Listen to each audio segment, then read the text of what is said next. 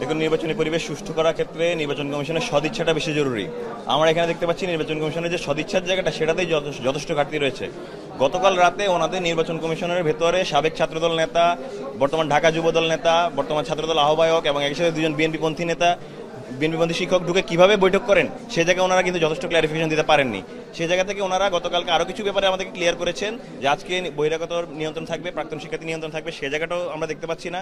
দ্বিতীয়ত, তারা polling agent দিবেন, কিন্তু পোলিং এজেন্টের ক্ষেত্রে অনেক হলের যারা কর্মকর্তা রয়েছেন তারাই এখনো পর্যন্ত ভালোভাবে অবগত নন যে আসলে পোলিং এজেন্ট দেওয়া হবে কিনা।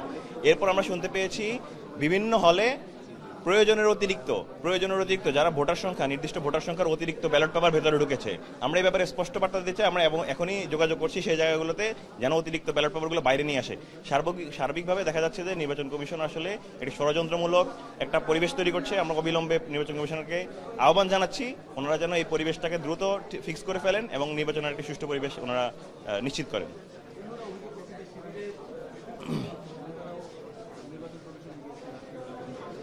জি, নির্বাচন কমিশনের ক্ষেত্রে পরিদর্শকের ব্যাপারে একটা কথা ছিল যে পরিদর্শক দেয়া হবে কি দেয়া হবে না, এই ব্যাপারে অনুমতি নেওয়ার ব্যাপার ছিল। আমরা যখন জানতে পেরেছি যে বহিরাগত এবং একই সাথে প্রাক্তন শিক্ষার্থীরা গিয়ে ওখানে অবস্থান নিয়েছেন এবং ব্যালট পেপারের ক্ষেত্রে সাংবাদিকের সঙ্গে দুর্ব্যবহার করছেন, ব্যালট বক্স নিয়ে যাওয়া হচ্ছে। আমরা চেয়েছি রাতের বেলা তো ব্যালট বক্স নিয়ে যাওয়ার কোনো আর্জেন্সি ছিল না, সকালবেলা নিয়ে এসে যেত।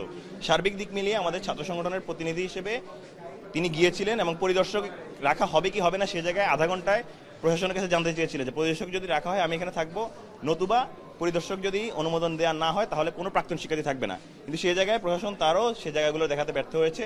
তারা আসলে যখনই জানিয়েছেন যে পরিদর্শক থাকবে না, তখন আমাদের যারা প্রাক্তন শিক্ষার্থী আমাদের দায়িত্বশীল রয়েছেন ওনারা সরে গিয়েছেন। কিন্তু এখন পর্যন্ত দেখতে পাচ্ছি আমাদের জায়গা থেকে আমরা রেসপন্সিবিলিটি যথাযথভাবে ফুলফিল করলেও বিভিন্ন ছাত্র সংগঠনের যারা রয়েছেন তারা কিন্তু তাদের প্রাক্তন শিক্ষার্থীকে এখনও অবস্থান করছেন এবং এখনও বিভিন্ন জায়গায় ষড়যন্ত্র করছেন। সেই জায়গা থেকে আমরা কোনোভাবে কোনো প্রকার কাভারেজ কিংবা কোনো রকম ভূক্ষেপ দেখতে পাচ্ছি না। আমরা খুবই উদ্বিগ্ন নির্বাচন কমিশনের আচরণে। আমরা চাচ্ছি নির্বাচন কমিশনের অতি সত্বর তাদের দায়িত্বশীল আচরণে ফিরে আসুক।